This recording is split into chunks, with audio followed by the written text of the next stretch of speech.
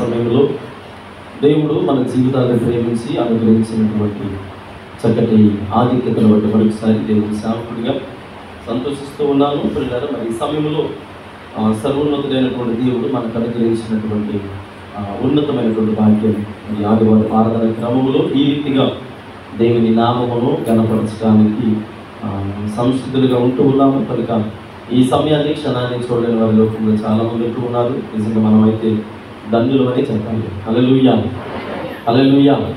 కనుక ఉదయకాల సమయంలో కొద్ది నిమిషాలు దేవుని వాక్యాన్ని జ్ఞాపకం చేయడానికి ఇష్టపడుతూ ఉన్నాను. మరి విధినము కొరకై ఏర్పడించబడినటువంటి లేఖన భాగము 35వ కీర్తన భాగము 10వ చరణాన్ని నేను ముందుకు తీసుకొని రావడానికి ఇష్టపడుతూ ఉన్నాను.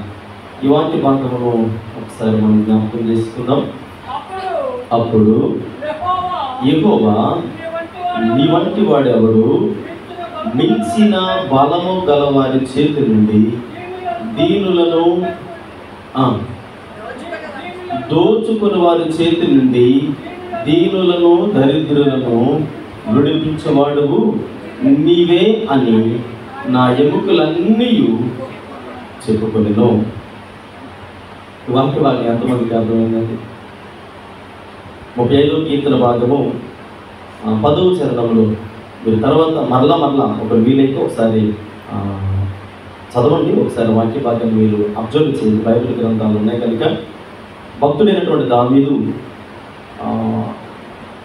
ఈ వాక్య భాగం ద్వారా ఏం చెప్పాలనుకుంటూ ఉన్నారు, ఏమి తెలియచేయాలనుకుంటూ ఉన్నారు అని ఆలోచన చేస్తే మించిన బలము గల వారి చేతిలో ఈరోజు నేను మీతో జ్ఞాపకం చేసేటువంటి అంశం ఏంటంటే ఇక్కడ మన స్థాయికి మించి, మన యొక్క జీవితానికి మించి చాలా సందర్భాల్లో మనం ఏమనుకుంటామంటే నాకే ఎందుకు ఈ సమస్యలన్నీ వస్తూ ఉన్నాయి, నాకే ఎందుకు ఈ ఇబ్బందులు ఎదుర్కొంటూ ఉన్నాను, అసలు నేనే అని చాలా సందర్భాల్లో ఒంటరిగా ఉన్నప్పుడైతేనేమి లేదా 10 మందిలో ఉన్నప్పుడైతేనేమి ఏమంటామంటే అందరూ బాగానే ఉన్నారండి, నేను మాత్రమే ఎప్పుడు అనుకోలేదాన్ని ఎవరు ఏమవుతుందో తెలియదు కానీ ఈ సంవత్సరం మాకు వచ్చి రాలేదంటారు. ఏం కాలేదు, ఈ సంవత్సరం అంతగా కలిసి రాలేదంటారు. సంవత్సరం ఎందుకు కలిసి రాదు అని అంటే ఈ వాక్య భాగం చదువుతున్నప్పుడు ధ్యానం చేస్తూ ఉన్నాను. గత శుక్రవారం నాడు అనుకుంటాను నేను కొన్ని మాటలు ఆ శుక్రవారం ప్రార్థన సహవాసానికి వచ్చిన వారికి తెలుసు. దోచుకునేటువంటి పరిస్థితులు, అపవాదిగాడు 2 రకాలుగా మనల్ని దేవుడు అప్పగించేటువంటి పరిస్థితులు మనం జ్ఞాపకం చేసుకుంటే 2 రకాలుగా ఒక క్రైస్తవ విశ్వాసి దోచుకోబడతారట. ఎంతమంది గుర్తుంది? 2 రకాల పరిస్థితులు. ఒకటి దేవుడు పెట్టే పరీక్షల ద్వారా దోచుకోబడతాం. రెండవది పాపముల ద్వారా, మన వ్యక్తిగత పాపముల ద్వారా దోచుకోబడతాం. ఈ 2 విషయాలు గతించిన రాత్రికాల సమయంలో యవనస్తుల మధ్యలో కూడా నేను మాట్లాడాను. దోచుకోబడటము అనేది ఎవరి చేతుల్లో ఉందంటే మన చేతుల్లోనే. కొన్ని సందర్భాల్లో మనం ఏమనుకుంటామంటే దిగులు పడిపోతూ ఉంటారు. ఇక నా జీవితంలో ఎన్నడూ ఏది కూడా దేవుడు పట్టించుకోవట్లేదు అనేటువంటి భ్రమలో బ్రతుకుతూ ఉంటాము. ఇక్కడ మనం జ్ఞాపకం చేసుకుంటే దావీదుతో తన ఎముకలు సాక్ష్యం ఇస్తున్నాయంట. ఆత్మసాక్ష్యం ఇస్తుందంటే నమ్మచ్చు, లేదా తన మనస్సాక్షి సాక్ష్యం ఇస్తుందంటే నా మనస్సాక్షి నన్ను గర్దిస్తుందండి అని చెప్పొచ్చు, నమ్మొచ్చు. ఇక్కడ ఈ వాక్య భాగంలో మనం చదువుతున్నప్పుడు నా ఎముకలన్నీ ఏం చేస్తున్నాయి? దావీదుతో చెప్తున్నాయట. ఎముకలు ఏమని చెప్తున్నాయి దావీదుతో? ఎముకలకి జీవం ఉందా? ఉంటుందా జీవము? ఎవరున్నారు ఉండదని? మనుషులు చనిపోయి చాలా సంవత్సరాలు అవుతున్నా డాక్టర్లు ఏం చేస్తారు? ఆ గొయ్యి తవ్వి, పోలీసులు తవ్వి మరలా అందులో ఆ ఎముకలకి DNA టెస్ట్ చేస్తారు. ఆ DNA టెస్ట్లో ఈ వ్యక్తి ఎవరు, ఏ సంతతికి చెందినవాడు, ఏ వంశావళికి చెందినవాడు, అసలు ఎవరు అనేది ఖచ్చితంగా DNAలో తెలుస్తూ ఉంది. జీవము అనేది మాట్లాడేటువంటిది కాదు, ఆ వ్యక్తి ఎవరో తెలియచేసేటువంటి పరిస్థితులు. ఇక్కడ భక్తుడైన దావీదు ఏం చెప్పాలనుకుంటూ ఉన్నాడు? గతించిన ఆదివారం నేను మీతో మాట్లాడినటువంటి అంశము జ్ఞాపకం చేసుకుంటే ఈస్టర్ సండే కాకుండా బిఫోర్ సండే, ఈస్టర్కి ముందు సండే ఒక అంశాన్ని నేను మాట్లాడాను. ఉన్నారా ఇలాంటి వారు లోకములో? ఉన్నారా ఇలాంటి వారు లోకములు? దేవుడు లాంటి వారు ఇంకెవరైనా ఉన్నారా లోకములో?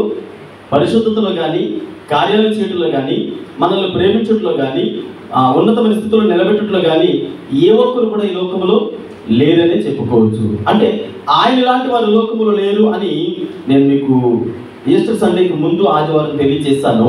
అలాగే ఇక్కడ మనం జ్ఞాపకం చేసుకుంటున్నప్పుడు ఆయనకు మించినటువంటి వారి లోకములో ఎవరు కూడా లేరు. అంటే ఈరోజు మన జీవితాలు ఎలా ఉన్నాయంటే ప్రతి చిన్న విషయానికి భయాందోళనకు గురైపోతూ ఉంటాం, ప్రతి చిన్న విషయానికి భయపడిపోతూ ఉంటాం. చిన్న కురుపు రాగానే చిన్న కురుపు, ఎక్కడైనా చిన్న కురుపు వచ్చింది అనుకోండి, వెంటనే మన నోటి వెంబడి వచ్చి మాట్లాడే తెలుసా, క్యాన్సర్ పుండు వచ్చేసింది డైజెక్ట్ లాగా. అంటే ఇసుకేలాగా క్యాన్సర్ పుండు అంటే వేరే పేర్లు ఏమి రావు. ఒకవేళ చిన్నది ఎక్కడైనా ఇక్కడ పెయిన్ వచ్చింది అనుకోండి, డైరెక్ట్గా ఎక్కడికి వెళ్ళిపోతాం, అపెండిక్స్. అంటే చిన్న చిత్తగా ఏది కూడా కోరుకోరు. ఎందుకని మనకు వచ్చేటువంటి అపోహలు చాలా సందర్భాల్లో అలాగే నడిపిస్తూ ఉంటాయి. కనుక ఇక్కడ మనం జ్ఞాపకం చేసుకునేటప్పుడు భక్తుడైన దావీదు తన హృదయంలో నుంచి వచ్చేటువంటి మాటలు ఏం చెబుతూ ఉన్నాడు అని అంటే, ఇక్కడ చూడండి, అప్పుడు యెహోవా నీ వంటి వాడెవడు, మించిన బలము గల వారి చేతిలో నుండి దీనులను, దోచుకుని వారి చేతి నుండి దీనులను దరిద్రులను.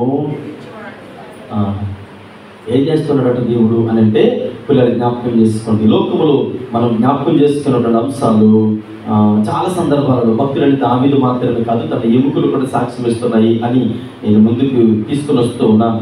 చాలా సందర్భాల్లో ఈ విషయాలు మనం వ్యక్తిగతంగా మీరు వ్యక్తిగతంగా మీలో మీరు జ్ఞాపకం చేసుకుంటారని నేను పదే పదే ఈ విషయాలు మీకు గుర్తు చేస్తూ ఉన్నాను.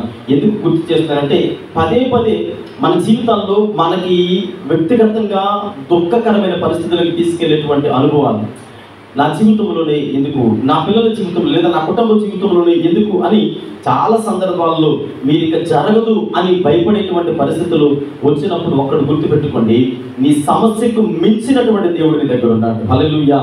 అంటే సమస్య నీకంటే గొప్పది కావచ్చు, సమస్య నీకంటే పెద్దది కావచ్చు, కానీ ఆ సమస్యలన్నిటికీ ఉన్నతమైన వాడెవరు, మన దేవుడు. కనుక దావీదు అంటాడు, దావీదును మించినటువంటి శత్రువు అక్కడ ఉన్నాడు, దావీదు కంటే ఉన్నతమైనటువంటి శత్రువు దావీదు దగ్గర ఉన్నాడు. కానీ ఆయన ఏమంటాడంటే, అయ్యా నన్ను మించినటువంటి నాకంటే మించిన బలము గల వారు నా దగ్గర ఉన్నప్పటికీ వారందరినీ కూడా సమూలంగా పడగొట్టి నాకు విజయాన్ని ఇచ్చేటువంటి దేవుడు నీవు కదా అని భక్తుడు దావీదు జ్ఞాపకం చేస్తూ ఉన్నాడు.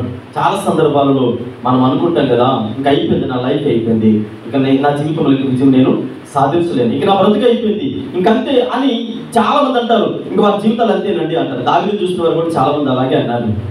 ఏమన్నారంటే, ఇంకా దావీదు కనబడ్డు, అయిపోయింది దావీదు చరిత్ర అనుకున్నారు. కానీ దావీదు తన జీవితం ద్వారా మనకు పరిచయం చేసేటువంటి కొన్ని విషయాలు నేను మీ ముందుకు తీసుకొని వస్తూ ఉన్నాను. ఒకవేళ అలాంటి భ్రమలో మీరు ఉంటే, ఎలాంటి భ్రమలో, ఉద్యోగం గురించి కావచ్చు, వివాహం గురించి కావచ్చు, గర్భఫలం గురించి కావచ్చు, ఇంకా దేవుడి సన్నిధిలో దేని గురించి అయినా, ఆరోగ్యం గురించి దేని గురించి అయినా, ఇంకా నా జీవితంలో ఈ కార్యం జరగదు అని ఒకవేళ భ్రమపరిచేటువంటి ఆత్మ ఒకటి ఉంది, అది అపవాది గడి యొక్క ఆత్మ. అలాంటి భ్రమలో మీరుంటే దేవుని సేవకుడిగా కొన్ని విషయాలు మీ ముందుకు తీసుకురావడానికి ఇష్టపడుతూ ఉన్నాను. మొదటిగా చూడండి, ఇర్మియా గ్రంథము 30వ అధ్యాయము 2-3 వచనాలు మనం జ్ఞాపకం చేసుకుంటే, ఇర్మియా గ్రంథము 30వ అధ్యాయము 2-3 వచనాలు మనం జ్ఞాపకం చేసుకుందాం. ఇశ్రాయేలు దేవుడగు యెహోవా ఇలాగు సెలవించుచున్నాడు, రాబో దినములలో నేను ఇశ్రాయేలు వారును యోధా వారునకు నా ప్రజలను చెరలో నుండి విడిపించి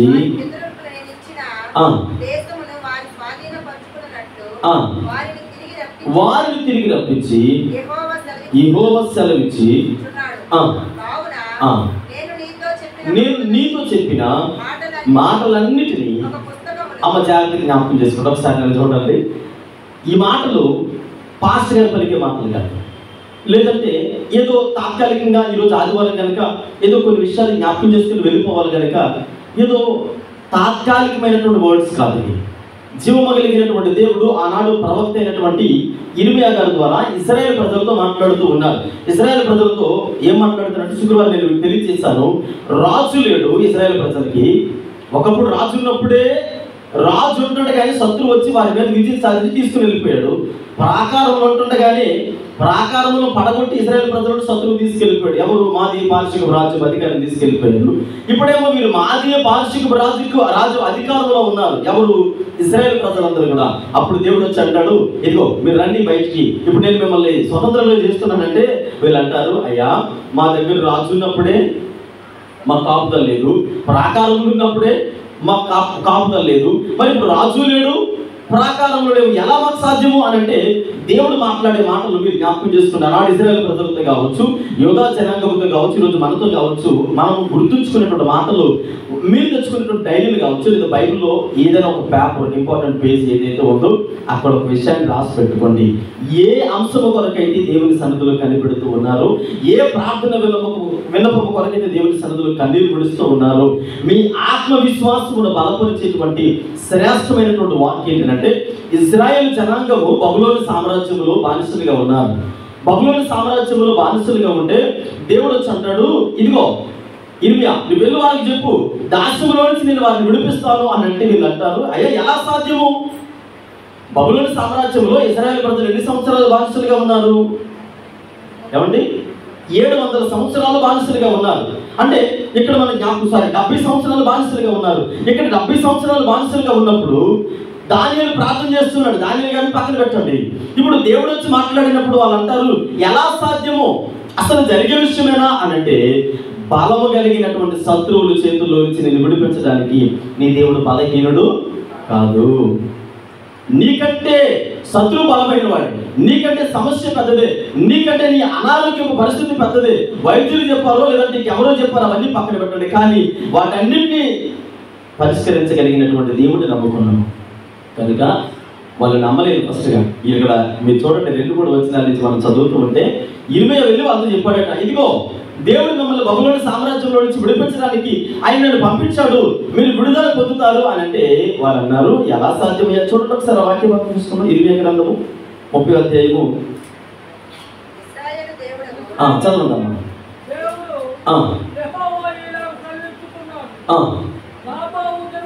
4వ వచనం నుండి, యెహోవా ఇశ్రాయేలును గూర్చి యూదా వారిని గూర్చి సెలవిచ్చిన మాటలు ఇవి. యెహోవా ఇట్లా నేను సమాధానం లేని కాలమున భీతి చేతను దిగులు చేతను జనులు కేకవేయగా వినుచున్నాము.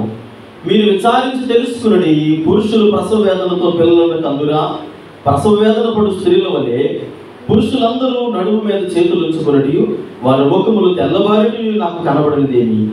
అయ్యో ఎంత భయంకరమైన దినము అటు దినము, మరి ఒకటి అది యాకోబు సంతతి వారికి ఆపద తెచ్చే దినము. అయినను వారు దీనిలో పడకుండా. ఎంత భయంకరమైనటువంటి ప్రసవ వేదన అంటే స్త్రీ తల్లులకు బాగా తెలుసు. ఒక బిడ్డకి జన్మనివ్వాలంటే మరణావస్థలోకి వెళ్ళి వస్తారు. అంత వైకల్పితమైనటువంటి పరిస్థితులు. ఇప్పుడు ఎవరి గురించి మాట్లాడుతూ ఉన్నాడు? పురుషుడు ప్రసవ వేదనతో పిల్లలను కందునా అని మాట్లాడుతూ ఉన్నారు. అంటే ఇక్కడ ఇశ్రాయేల్ జనాంగం గురించి కావచ్చు, యూదా జనాంగం గురించి కావచ్చు, ఇర్మియా ప్రవక్త ద్వారా దేవుడు మాట్లాడుతున్నాడు. ఏమన్నాడంటే, అయ్యా ఇదిగో ఇంత భయంకరమైన చింత చేత, వేదన చేత, దిగులు చేత వారి ముఖాలన్నీ కూడా తెల్లవారిపోయాట. ఎలా సాధ్యమో అసలు అని అంటే దేవుడు అంటాడు ఒక పుస్తకంలో, అక్కడ 3వ వచనం చూడండి, చదవండి. కావున నేను మీతో చెప్పిన మాటలన్నిటినీ ఒక పుస్తకంలో రాసుకోండి. ఏ ప్రార్థన విన్నపము కొరకైతే దేవుని సన్నిధిలో కనిపెడుతూ ఉన్నారో, అయ్యా నా భవిష్యత్తు కొరకు నేను ప్రార్థన చేస్తూ ఉన్నాను, నా కుటుంబం కొరకు నేను ప్రార్థన చేస్తూ ఉన్నాను, లేదా నా పిల్లల కొరకు నేను ప్రార్థన చేస్తూ ఉన్నాను, నా ఉద్యోగం కొరకు నేను ప్రార్థన చేస్తూ ఉన్నాను. ప్రార్థన చేసి నువ్వు ఏదైతే అడుగుతూ ఉన్నావో అది ఖచ్చితంగా దేవుడు నీ జీవితంలో కార్యం చేస్తానంటూ ఉన్నాడు. అయితే సమస్య నీకు చాలా కష్టంగా కనబడుతుంది, నీ ముందున్న సమస్య సవాలు విసురుతూ ఉంది, ఉన్నతంగా కనబడుతూ ఉంది. కానీ దేవుడు అంటాడు, నేను చెబుతూ ఉన్నాను. హల్లెలూయా. ఎవరు చెబుతూ ఉన్నారు? దేవుడు సెలవిస్తున్న మాట. మనుషుడు ఎవరు చెప్పడానికి? దేవుడు చెబుతూ ఉన్నాడు. ఆయన మాటను కొట్టివేయడానికి అవకాశం ఏదైనా ఉందా? ఆయన ఏం చేయడానికైనా. హల్లెలూయా. అట్టి విశ్వాసం మన జీవితాల్లో పరిపూర్ణంగా ఉండాలి. ఎప్పుడైతే అలాంటి విశ్వాసంతో భ్రమపరిచేటువంటి ఆత్మ దగ్గర నుండి మనం బయటకు వచ్చి ప్రార్థనాపూర్వకంగా దేవుని సన్నిధిలో కనిపెట్టినప్పుడు దేవుడు మన బ్రతుకులలో గొప్ప కార్యాలు చేయడానికి సంసిద్ధుడిగా ఉంటూ ఉన్నాడు. మించినటువంటి బలము కలిగినటువంటి వారు నీ ముందున్నారు. నిన్ను మించిన బలము కలిగిన వారు చాలా గొప్పవారు, చాలా పెద్దదే. కానీ నేను అంటాను, వాటిని మించినటువంటి దేవుడు మన దగ్గర ఉన్నాడు కనుక భయం అయితే అవసరం లేదు. మీరు అనొచ్చు, చాలా శ్రమల్లో ఉన్నామండి, చాలా ఇబ్బందుల్లో ఉన్నామండి, చాలా క్లిష్టతరమైన పరిస్థితుల్లో ఉన్నామండి, శ్రమ లేకుండా విజయము రాదు. మీకు తెలుసు, భక్తుడైనటువంటి దావీదు బైబిల్ గ్రంథంలో తనకి ఉన్నటువంటి తండ్రి అషేకి ఎంతమంది పిల్లలండి? 80 పిల్లలు.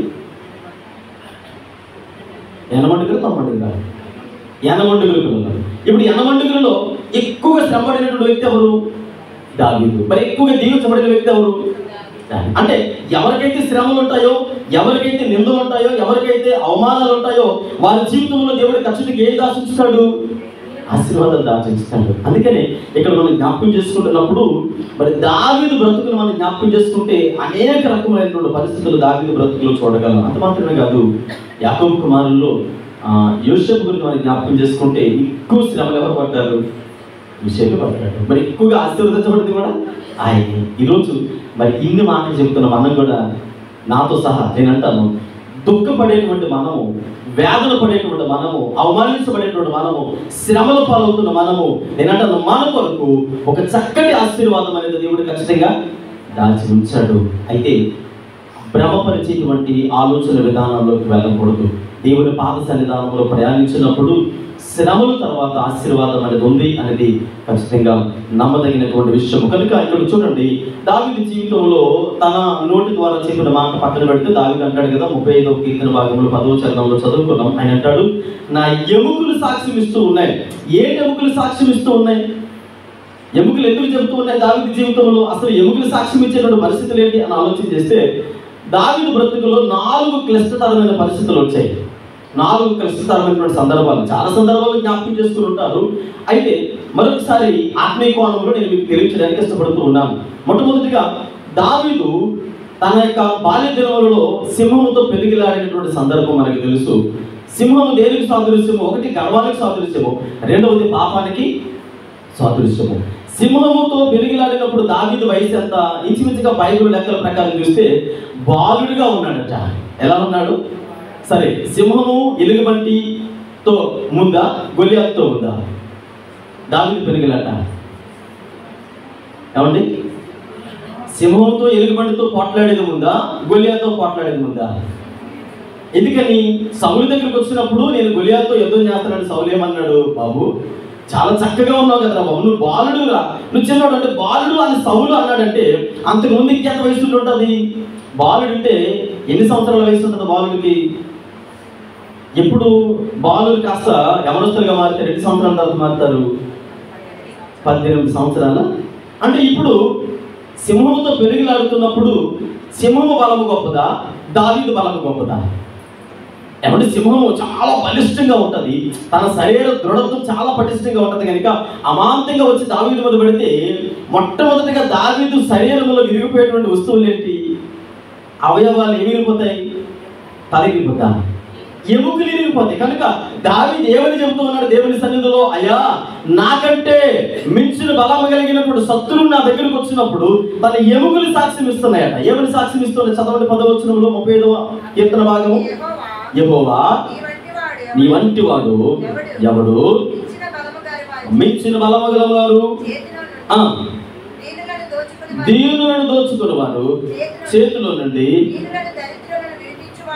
నీవే అని ఎముకలన్నీ సాక్ష్యం ఇస్తున్నాయట. అయ్యా, ఎముకలన్నీ కూడా ఏమైనా సాక్ష్యం ఇస్తూ ఉన్నాయి? దేవుడు కాపాడకపోతే, దేవుడు సహాయం చేయకపోతే సింహము దావీదు కంటే గొప్పదే, చాలా గొప్పది. ఇక్కడ మనం జ్ఞాపకం చేసుకుంటే మొట్టమొదటిగా గర్వం. కొన్ని సందర్భాల్లో ఈ గర్వం అనేది దేనికి దారితీస్తుంది అంటే పాపానికి దారితీస్తుంది. అది అనేక వ్యసనాలకి బానిస అయిపోతుంది. వ్యసనాలు అనేవి 7 రకాల వ్యసనాలు ఉన్నాయి ప్రపంచంలో. ఇంకా ఈరోజు ఇప్పుడు టెక్నాలజీ డెవలప్ అవడం ద్వారా 7 కాస్త 700గా మారిపోయాయి. 7 వ్యసనాలు కూడా బైబిల్ గ్రంథంలో తెలియచేయబడ్డాయి. 7 వ్యసనాలు ఏ వ్యక్తి అయితే చిక్కుబడిపోతుందో గర్వాన్ని బట్టి ఆ వ్యక్తి జీవితము ఖచ్చితంగా క్షీణించిపోతుందని బైబిల్ గ్రంథము తెలియజేస్తూ ఉంది. అందుకనే మొట్టమొదటిగా మనం జ్ఞాపకం చేసుకుంటున్నప్పుడు న్యాయాధిపతుల గ్రంథము 14వ అధ్యాయము 6 నుంచి 9 వచనాలు మనం జ్ఞాపకం చేసుకుంటే ఒక స్టోరీ ఉంది. అక్కడ సంసోను అనేటువంటి ఒక న్యాయాధిపతి ఉన్నాడు. సంసోను అనేటువంటి న్యాయాధిపతి ఆయన యొక్క ఆధ్యాత్మిక జీవితంలో మనం జ్ఞాపకం చేసుకుంటే 14:6-9 మీరు జ్ఞాపకం చేసుకున్నామా పట్టుకుంటారు. ఇప్పుడు ఇక్కడ న్యాయాధిపతి అయినటువంటి సంసోను జీవితంలో ఏర్పడినటువంటి పరిస్థితులు, దేవుడిచ్చినటువంటి ఆధ్యాత్మిక స్థితిగతులన్నింటిని బట్టి గర్వించాడు. అంత మాత్రమే కాదు, వ్యసనాక్రాంతుడు అయిపోయాడు. అంత మాత్రమే కాదు, నిర్లక్ష్యపు స్వభావము వచ్చేసింది. ఎప్పుడైతే ఈ ధోరణి తనలోకి వచ్చిందో ఆటోమేటిక్గా పాపానికి బానిస అయిపోయాడు. ఇప్పుడు 18వ వచనం మనం చదివితే ఆ గర్వము కాస్త దేనికి నడిపిస్తూ ఉంది? అహంభావానికి నడిపిస్తుంది. చుట్టూ 18వ వచనం చదవండమ్మా. 7వ దినమున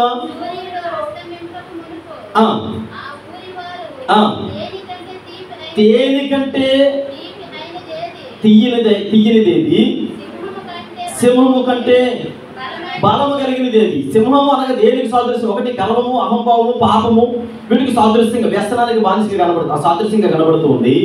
అయితే న్యాయాధిపతి అయినటువంటి సంసోను తన భక్తి జీవితాన్ని నిర్లక్ష్యం చేసుకున్నాడు.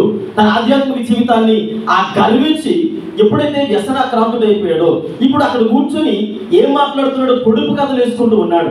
పొడుపు కథల్లో మాట్లాడుతున్న మాట ఏంటంటే తేలికంటే తీయనిది ఏంటి, సింహము కంటే బలమైనది ఏంటి అని అక్కడ మాట్లాడుతూ ఉన్నాడు. ఆ పొడుపు కథకు అర్థము మనం జ్ఞాపకం చేసుకుంటే, పిల్లలు ఇక్కడ మనం జ్ఞాపకం చేసుకుంటున్నప్పుడు వ్యసనము అనగా అక్కడ ఒక మాట నేను జ్ఞాపకం చేస్తూ ఉన్నా. సింహము కంటే బలమైనది, సింహము కంటే బలమైనది ఏంటి అని అంటే వ్యసనము. చాలా సందర్భాల్లో చాలామంది అంటారు, ఏమంటే ఈ వ్యసనానికి నేను బానిస అయిపోయానండి, త్రాగు నుంచి బయటపడలేకపోతూ ఉన్నాను, ఈ అలవాటు నుంచి నేను బయటికి రాలేకపోతూ ఉన్నాను అంటే తన జీవితంలో ఆ వ్యసనం అనేది ఏదైతే ఉందో తన ఆధ్యాత్మిక జీవితాన్ని కావచ్చు, లేదా తన యొక్క బాహ్య జీవితాన్ని కావచ్చు, కబలించడానికి సాదృశ్యంగా మనకు కనబడుతూ ఉంది. అందుకనే సంసోను తన జీవితంలో సింహము కంటే బలము కలిగినది ఏంటి అని అంటే ఆధ్యాత్మిక గర్వంలో పడిపోయాడు కనుక, అంటే ఆధ్యాత్మిక స్థితిగతులు విడిచిపెట్టేసి అహంభావంలో పడిపోయాడు. ఏం పర్వాలేదులే, నా దేవుడు నా కార్యాన్ని చేస్తాడు, నా దేవుడు నా పక్షాన్ని ఉంటాడు అనే నిర్లక్ష్యపు ద్వారాలతో ఎప్పుడైతే ఉన్నాడో వ్యసనము, ఆ వ్యసనానికి బానిస అయిపోయి ఉన్నాడు కనుకని తన ఆధ్యాత్మిక జీవితంలో పడిపోయినట్లుగా మనము చూడగలుగుతూ ఉన్నాం. అందుకనే భక్తుడైనటువంటి దావీదు అంటాడు, అక్కడ ఏమంటాడంటే, అయ్యా ఇక్కడ వ్యసనముల చేత నా ప్రాణము కురింగిపోతూ ఉంది లేదా కరిగిపోతుందని భక్తుడైనటువంటి దావీదు ఒక చోట మాట్లాడుతూ ఉన్నాడు. తన వ్యసనాల ద్వారా మనుషుడు దేనికి దూరం అయిపోతూ ఉన్నాడు? దేవునికి దూరం అయిపోతూ ఉన్నాడు.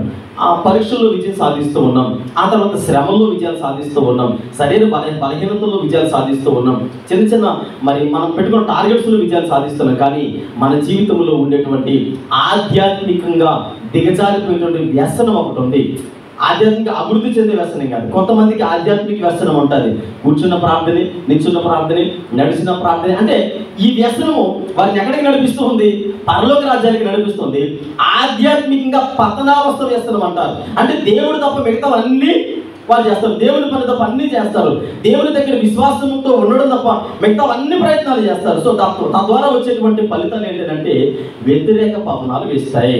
ఈ వ్యసనము నిత్య నరకాగ్నికి వారిని నడిపిస్తుంది అని దేవుని సేవకుడిగా మనం చేస్తూ ఉన్నాం. చాలా సందర్భాలు మీకు తెలుసు. ఈ మధ్య కాలంలో మరి ఎంతమంది చూశారనేది తెలియదు, కానీ ఈ మధ్య కాలంలోని కుసాయిగూడ, సికింద్రాబాద్లో ఉండేటువంటి కుసాయిగూడ అనేటువంటి ఒక ప్రాంతంలో ఒక ఇంజనీర్ గారు ఆయన చాలా చక్కటి మంచి పొజిషన్లో ఉన్నాడు. నెలకి దాదాపుగా 4 లక్షల రూపాయలు జీతం. ఆయన శాలరీ 4 లక్షల రూపాయలు, మిగతా బయట అమౌంట్ అంతా వేరే. ఆయన ఇంచుమించుగా నెలకి ఎలా తక్కువలో తక్కువ అంచనా ప్రభుత్వం లెక్కల ప్రకారంగా లీస్ట్ ఒక 10 లక్షల రూపాయలు అలా తెచ్చుకుంటాడు. మరి చార్టులు వచ్చేవి కాకుండా 10 లక్షల రూపాయలు. అయితే ఒక భార్య, 2 పిల్లలు, చక్కగా తన ఫ్యామిలీని అలా లీడ్ చేసుకుంటూ ఉన్నాడు. ఏం జరిగిందో తెలియదు. ఒకరోజు సాయంత్రం డ్యూటీ నుంచి వచ్చాడు, అలా టెర్రస్ పైకి వెళ్ళిపోయి ఆ పై నుంచి పడిపోయి అంటే రోడ్డు మీద పడి చనిపోయాడట. ఆ పై నుంచి పడగానే ఈ తలంతా నుచ్చు అయిపోయిందట. వచ్చి చాలా మంది అక్కడికి వచ్చారు, గుంపుగూడి అందరూ చూస్తూ ఉన్నారు. అలా చూస్తూ మాట్లాడుతూ ఉన్నారు, జనమంతా గుంపుగూడారు, భార్య పిల్లలు వచ్చారు, ఏడుస్తూ ఉన్నారు. అందులో అలా చూస్తూ ఉంటే ఒక ఆయన వచ్చి ఇలా చూసి అన్నట, ఆడి వ్యసనమే ఈరోజు వాడి ప్రాణాన్ని. అంటే ఒక వ్యక్తికి ఉండేటువంటి వ్యసన ఆవిడ వ్యసనమే వాడిని రోజు బలి ఉందనంటే ఆయనకున్నటువంటి వ్యసనము, ఆయన డబ్బులు బాగా వస్తూ ఉన్నాయి, అన్ని బాగానే ఉన్నాయి, కానీ తన జీవితంలో ఉండేటువంటి ఆ వ్యసనం ఏంటంటే ఆయనకున్నటువంటి ఆ త్రాగుడు వ్యసనం అనేది చాలా భయంకరమైనటువంటి పరిస్థితులకు వెళ్ళిపోయింది. ఆయనకు వచ్చే డబ్బులు పక్కన పెడితే ఆయనకుండే అప్పులు విపరీతంగా, ఎక్కడ పడితే అక్కడ అప్పులు చేసి, ఎక్కడ పడితే అక్కడ డబ్బులన్నీ వాడి విపరీతంగా అందరి దగ్గర ఇంటికొచ్చి భార్యని అందరూ కూడా నోటుకొచ్చిన మాటలు మాట్లాడుతూ ఉంటే ఆ మాటలు తట్టుకోలేక పిల్లల్ని కాళ్ళను పట్టుకొని ఎవరు పడితే వాళ్ళని నిలదీసి అడుగుని మీ నాన్న ఎక్కడికి వెళ్ళి అడుగుతుంటే ఆ పరిస్థితులన్నీ తట్టుకోలేక ఒకరోజు భార్య పిల్లలు అడిగినప్పుడు ఆయన టెరస్ పైకి వెళ్ళి ఇంకా తట్టుకోలేక అక్కడి నుంచి దూకి చనిపోయాడంట. అంటే ఈరోజు వ్యసనం అనేది ఆధ్యాత్మికంగా నువ్వు స్థిరపడాలని దేవుని సన్నిధి ఒకటే. దేవుని సన్నిధిలో స్థిరపడకుండా, దేవుని సన్నిధిలో ఆయనకి దగ్గరగా జీవించకుండా సంసోను తన జీవితాన్ని లోకానుసారమైన స్థితిగతుల్లోకి తీసుకొని వెళ్ళిపోయాడు. అందుకని తన యొక్క మరణము అర్థాంతరంగా వచ్చినట్లుగా మనము చూడగలుగుతూ ఉన్నాం. మనకు తెలుసు బైబిల్ గ్రంథంలో క్రొత్త నిబంధన కాలంలో అతి ఎక్కువగా జ్ఞాపకం చేసుకున్నటువంటి వ్యక్తి ఎవరైనా ఉన్నారా అని అంటే అపోస్తలుడైనటువంటి పౌలు గారి గురించి మాట్లాడుతాం. ఆయన చాలా గొప్ప దైవజనుడని ఆయన గురించి మాట్లాడుతాం. ఇలాంటి దైవజనుడు ఒకానొక సందర్భంలో ఏమి నడుస్తున్నాడంటే, అయ్యో నేను ఎంతటి దౌర్భాగ్యుడిని, ఈ శరీర మరణం నుండి నన్ను ఎవరు తప్పించగలరని నడుస్తూ ఉన్నాడు. అంటే ఈ శరీరం అనేది అనేక వ్యసనాలకి నిలయమైనది. అది త్రాగుడు కావచ్చు, లేదా వేరే వేరే ఇతర కారణాలు కావచ్చు. ఏ వ్యసనాలకైతే మన శరీరం అలవాటు పడిపోతుందో ఆత్మీయానుసారమైన జీవితానికి ఏం చేస్తుంది? దూరం చేస్తూ ఉంది. అంటే దేవునికి దగ్గరగా ఉండలేము. దేవునికి దగ్గరగా ఉండాలంటే మొట్టమొదటిగా నీ శరీర వ్యసనాలు, నీ యొక్క ఆలోచన విధానాలైనటువంటి వ్యసనాలు విడిచిపెట్టేవారిగా ఉండాలి. వాటిని ఎప్పుడైతే విడిచిపెడతామో దేవునికి దగ్గరగా ఉండడానికి ఆస్కారము ఉండదు. యోసేపు దేవుని సన్నిధిలో శ్రమ పడ్డాడు, కానీ శ్రమలో కూడా ఆశీర్వాదాలు పొందుకున్నాడు.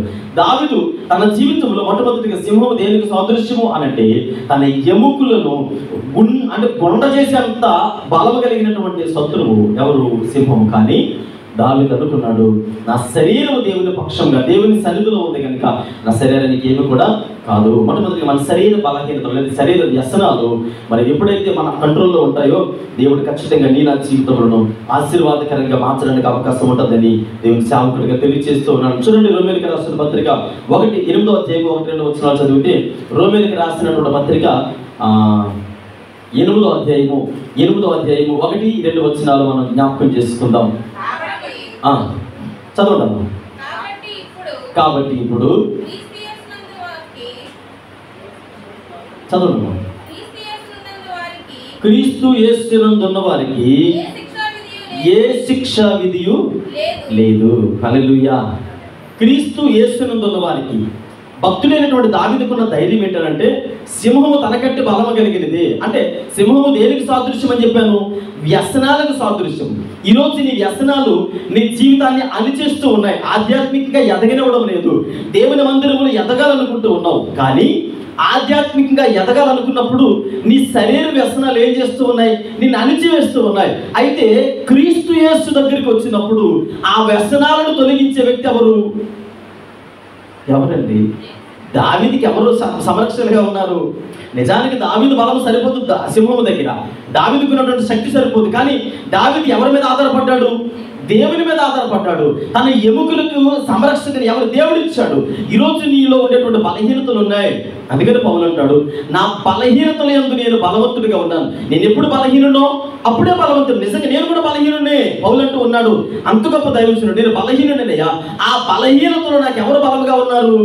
దేవుడే బలముగా ఉన్నాడు. అందుకనే ఇక్కడ మనం జ్ఞాపకం చేసుకుంటున్నప్పుడు క్రీస్తు యేసునందున్న వారికి ఏ శిక్ష విధి లేదు. చదవడమా.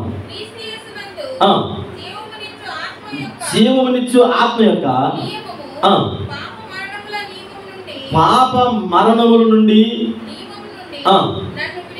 నన్ను విడిపించను. హల్లెలూయా. ఇక్కడ పౌలు అనుకున్నాడంట, మేలు చేద్దాం అనుకున్నప్పుడు మేలు చేయలేకపోతున్నాడంట. మేలు చేద్దాం అనుకున్నప్పుడు కీడే తన మనసులో వస్తుందట. కొన్ని కీడు చేయకూడదు అనుకున్నప్పుడు ఆయన జీవితంలో అనుకున్నాడు, ఈరోజు నేను కీడు చేయకూడదు, మేలే చేయాలా అని ఎన్నిసార్లు అనుకున్నా అక్కడికి వెళ్ళేటప్పుడు ఏం జరుగుతుంది? కీడే జరుగుతుంది.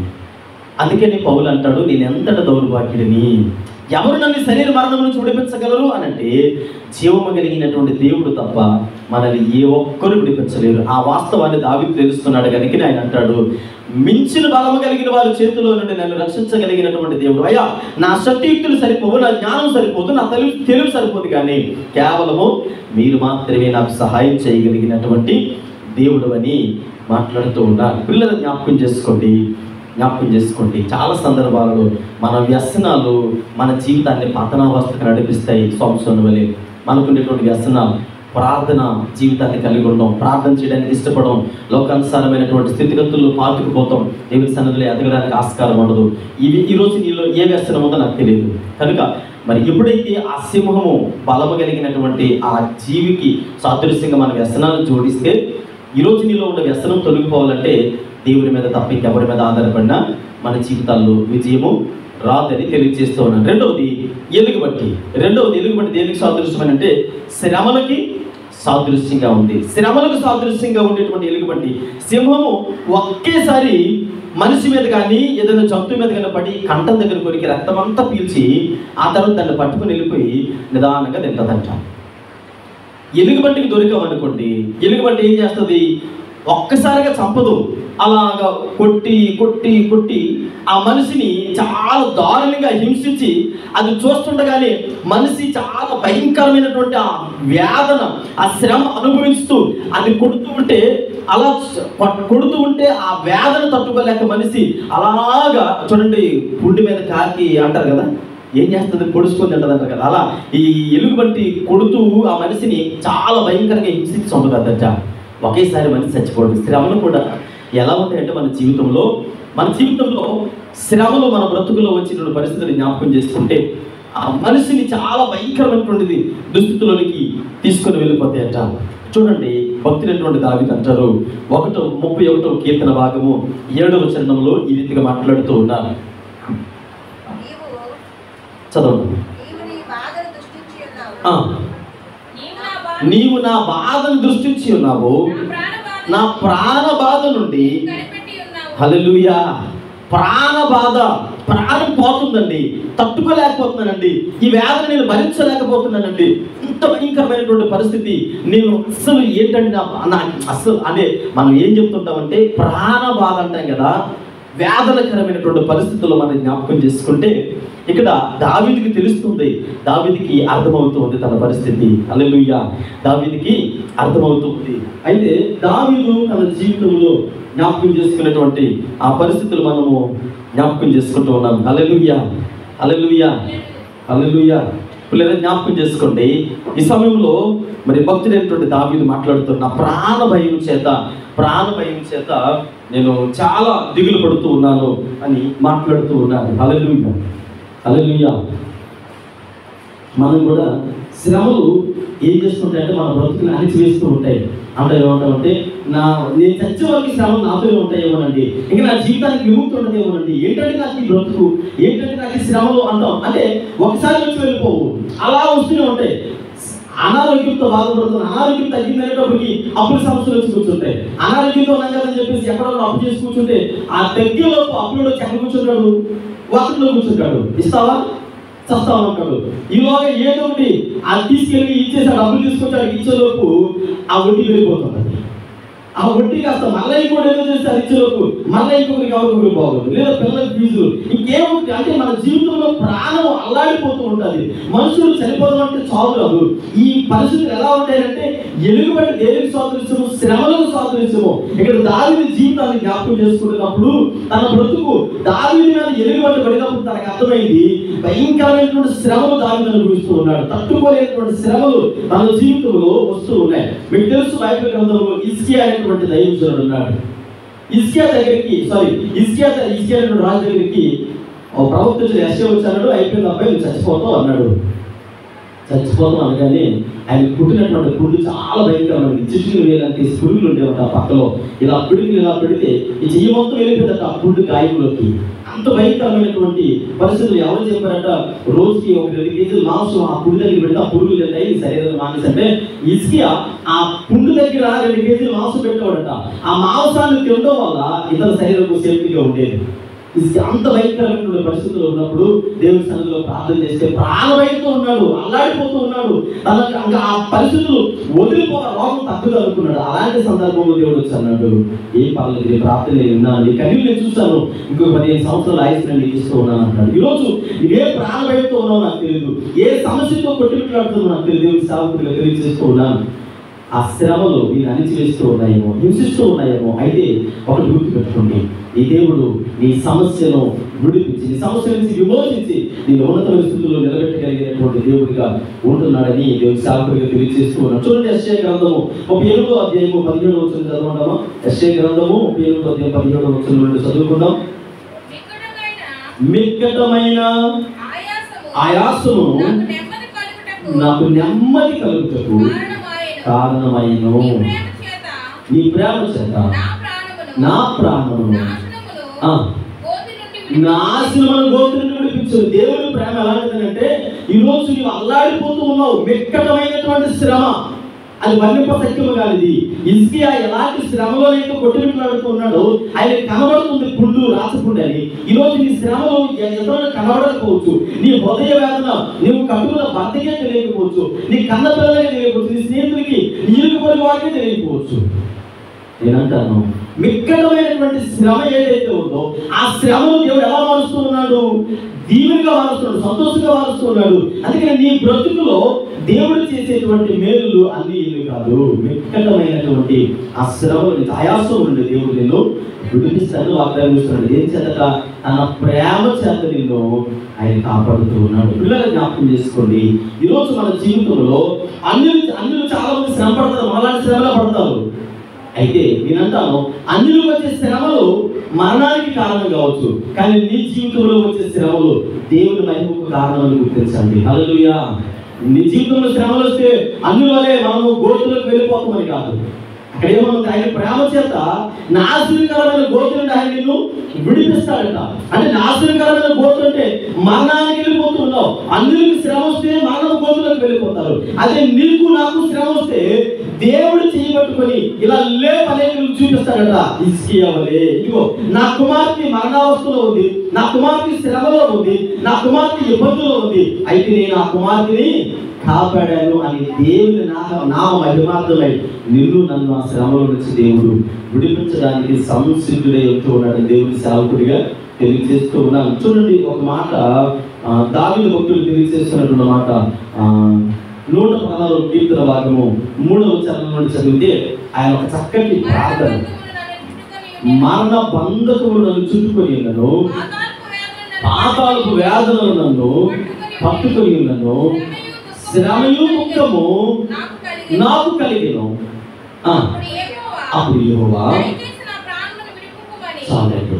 ఈరోజు ఈ ప్రార్థన ఏమై ఉండాలంటే దేవుడితో చెప్పాలి, వేదన పడకండి, చింతతో దిగులుతో ఎవరికి చెప్పుకోకుండా, మనుషులకు చెప్పవలసిన అవసరం లేదు. మన హృదయాలు దేవుని సన్నిధిలో కుమరించాలి. మిక్కటమైనటువంటి ఆయాసంతో ఉన్నారు, శ్రమలో ఉన్నారు, దుఃఖంలో ఉన్నారు. అయితే నువ్వు చేయవలసింది ఏంటంటే, భక్తులైన దావీదు దేవుడు, అయ్యా నా ప్రాణభయం చేతి నేను ఉన్నానయ్యా. కనుక నేను ఒకసారి జ్ఞాపకం చేసుకుని దావీదు చేసినట్టుగా ఇక్కడ ఇదే యెషయా గ్రంథం 38వ అధ్యాయంలో 19వ వచనంలో ఒక చక్కటి మాట ఏం చెబుతున్నాడంటే, 19వ వచనం చూడండి ఒకసారి వాక్య భాగము. సజీవులు సజీవులే కదా అయ్యా, ఎవరు స్తుతిస్తారంటే దేవుణ్ణి? సజీవులుగా ఉంటేనే. నువ్వు గోతులకు వెళ్ళిపోతే నీ వల్ల దేవునికి ఏ ప్రయోజనం లేదు, మనకే నష్టం. కాబట్టి బ్రతుకున్నప్పుడు మనం తెలుసుకోవాల్సిన సత్యం ఏంటంటే, మన జీవితాలు సరి చేసుకుంటే దేవుని సన్నిధిలో ఆశీర్వాదకరంగా ఉంటాం. చేయి దాటిపోతే ఎక్కడ ఉంటామో అది నీ నా చేతుల్లోనే ఉంది. కనుక ఇక్కడ ఎవరు ప్రార్థన చేస్తారంటే 38వ వచనం 38వ అధ్యాయంలో 19వ వచనం అంటారు, అయ్యా సజీవులే కదా నేను స్తుతిస్తాను.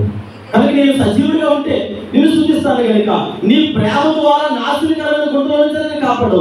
నిన్ను దేవుడు చంపడానికైతే శ్రమ ఇవ్వలేదు, ఆయన నామానికి మహిమ తీసుకురావడానికి నీ బ్రతుకులు ఏ శ్రమ వచ్చినా, ఏ ఇబ్బంది వచ్చినా, ఏ వాటం వచ్చినా ఇది గుర్తుపెట్టుకోండి. నాకేంటి శ్రమలు, నాకేంటి అవమానాలు, నాకేంటి ఎందులో అంటే నేను దేవుడు నీ ద్వారా మహిమ తెలుసుకోవాలనుకున్నాడు కాబట్టి నిన్నే అవమానించాలనుకున్నాడు.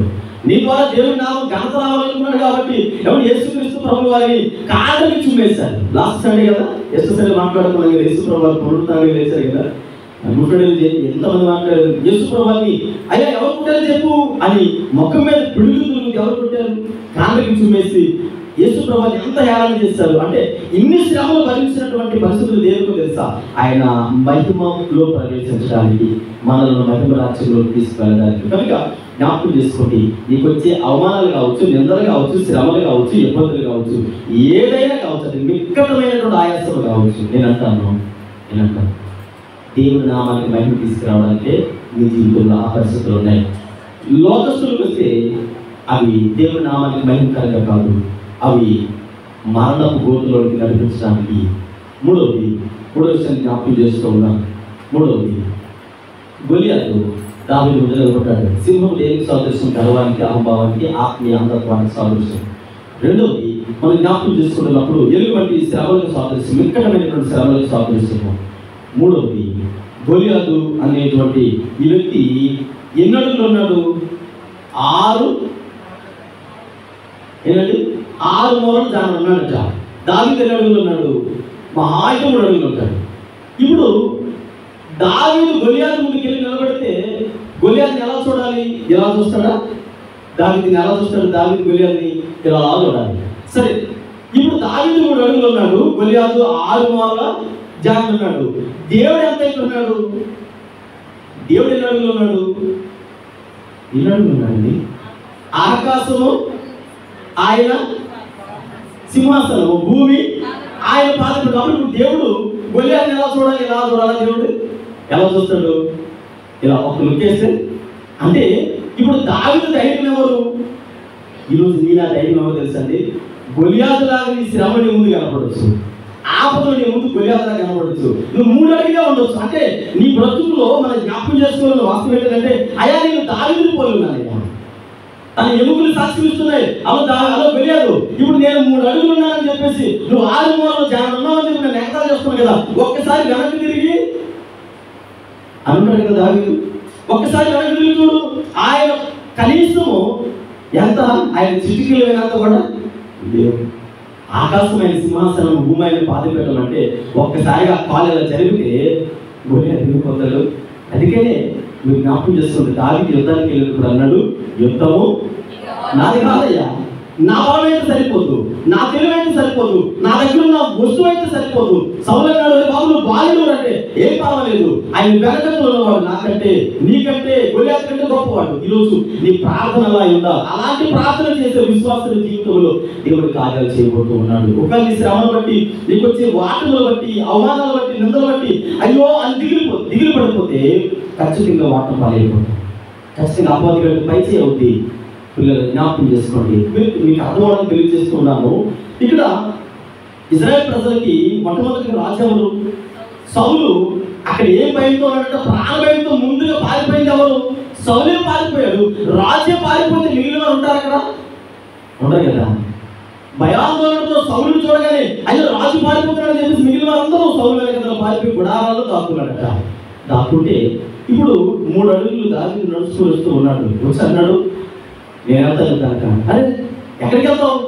యుద్ధానికి నేను వెళ్తాను. ఎందుకు వెళ్తాను యుద్ధానికి? వాడు చూస్తే చాలా బలవంతుడు అంటే ఏం పర్వాలేదు, ఆయన కంటే బలవంతుడు నా దగ్గర ఉన్నాడు. అందుకని దావీదు అంటాడు, నేను అందుకని జ్ఞాపకం చేస్తూ, అన్యులకి ఏదైనా సమస్య వస్తే వారు మరణానికి కారులు అవుతున్నారు.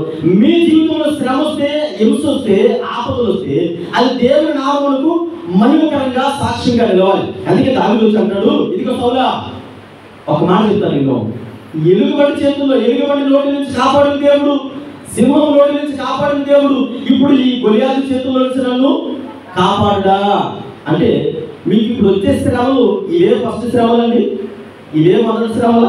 పుట్టినప్పటి నుంచి అసలు శ్రమలే రాలేదా? అసలు ఇబ్బందులే రాలేదా? అవమానాలే లేవా? నిందలు లేవా? అందుకని దావీదు అంటాడు, ఇదిగో సింహం దగ్గర నుంచి కాపాడిన దేవుడు ఉన్నాడు కదా, ఆ దేవుడే ఈ దేవుడు. ఎలుగుబంటి దగ్గర నుంచి కాపాడిన దేవుడు ఉన్నాడు కదా, ఆ దేవుడే ఈ దేవుడు. వారి దగ్గర నుంచి కాపాడిన దేవుడు. ఆఫ్టర్ ఈ గొలియాతు గడంత ఈరోజు ప్రార్థన అలా ఉండాలి.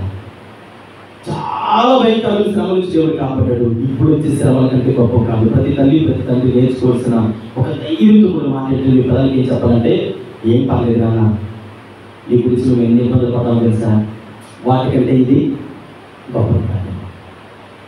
అంతకుముందు నీకు తెలియదు మన కుటుంబ పరిస్థితులు.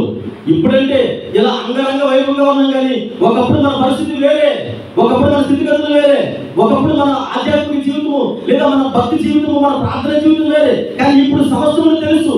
పిల్లలు జ్ఞాపకం చేసుకుని ధర్మశాస్త్రం లేని కాలంలో అబ్రహాము దేవునికి లోపడ్డాడు. ధర్మశాస్త్రము అంటే కొత్త నిబంధన లేని కాలంలో యోనా ప్రవక్త లోపడ్డాడు. ధర్మశాస్త్రం వచ్చిన కాలంలో అంటే కొత్త నిబంధన ధర్మశాస్త్రం వచ్చినటువంటి కాలంలో పౌలు గారు లోపడ్డారు. ఇప్పుడు పాత నిబంధన ధర్మశాస్త్రము కొత్త నిబంధన అంటే దేవుని వాగ్దానంలో ప్రవచనాలు అన్ని తెలిసిన కాలంలో మనం ఉన్నాం. అంటే వాళ్ళకంటే మనము అన్ని విషయాల్లో ఒక అడుగు ముందే ఉన్నాం. కాబట్టి వాళ్ళకంటే ఉన్నతమైనటువంటి కార్యాలు మనం ఎంతైనా చూడదగిన వారిని. కనుక మీరు జ్ఞాపకం చేసుకోండి, దావీదు చెప్పేటువంటి మాట ఏంటంటే, ఏం పర్వాలేదు. భక్తులైనటువంటి యోగు గారు అంటారు, చాలా సందర్భాల్లో మన జీవితంలో మనందరం మనమే తెచ్చుకున్నటువంటి పరిస్థితులు. ఒక మాట మీకు తెలియజేసి ముగించడానికి ఇష్టపడుతూ ఉన్నా. నేను ఒక ప్రాంతం వెళ్ళాను. ఒక ప్రాంతం వెళ్ళినప్పుడు మీటింగ్ అంతా అయిపోయింది, ప్రార్థన చేస్తూ ఉన్నారు. ప్రార్థన చేస్తూ ఉంటే మాతో పట్టుగా ట్రైనింగ్ అయినటువంటి కొంతమంది వ్యక్తులు ఆ ప్రాంతంలో మాకు కలిస్తే ఆ పరిచయం మీద అందరూ వస్తూ ఉన్నారు. ప్రార్థన అయిపోతూ ఉంది. ఇంకా మా అయితే 10-15 మంది ప్రార్థన అయిపోతే వెళ్ళిపోతాం, ఎవరికి వాళ్ళు వెళ్ళిపోతాం. అప్పుడు ఒక తమ్ముడు నా ముందుకు వచ్చాడు. నా ముందుకు రాగానే నాకు అర్థమైంది. వాడు ఇలా ముందుకు రాగానే నేను అప్పుడు అనే ప్రైజ్ రాగానే ఇలా మొక్క పెట్టి ప్రైజ్ రాడు అన్నాను. ఆడే తప్పు తిన్నాడా, నా మొక్క పెట్టుతో మళ్ళీ ఎడపక్క వచ్చి అనే ప్రైజ్ రాడు, మళ్ళీ ఇంటి తిరిగి నేను ప్రైజ్ రాడా అన్నాను. అంటే అచ్చే కుదరదని చెప్పి డైరెక్ట్గా వచ్చి మొహం ఇలా డైరెక్ట్ ముందుకు వచ్చి ప్రైజ్ అంటే కళ్ళు చూస్తున్న ప్రైజ్ అంటే కొంతసేపు సౌండ్ నాకు వెళ్ళిపోయి అనుకోని నేను ప్రైజ్ అని అన్న వెళ్ళిపోయి అనుకొని అప్పుడు ఇలా కళ్ళు తెరిచి చూడగానే నా మొహంలో ఇలా కళ్ళు చూస్తున్నాడు. ఎందుకు అలా చూశానంటే ఆడికి కళ్ళు కాదు. అందుకని నేను అటు ఇటు తిప్పుకుంటే మొత్తాన్ని నా కళ్ళు కలిపి చూసాక ఆడికి మనసు లేదు. అప్పుడు అనుకున్నా నేను మనసులో అయిపోయిందో రేపు నుంచి నా పని అయిపోయినట్టే వీడికి వచ్చింది, నాకు కూడా వచ్చేస్తుంది కలుగాలను అనుకున్నాను. మనసులో అనుకున్నాను వెళ్ళిపోయి చక్కగా లాడ్జికి వెళ్ళిపోయావు, పడుకున్నాం.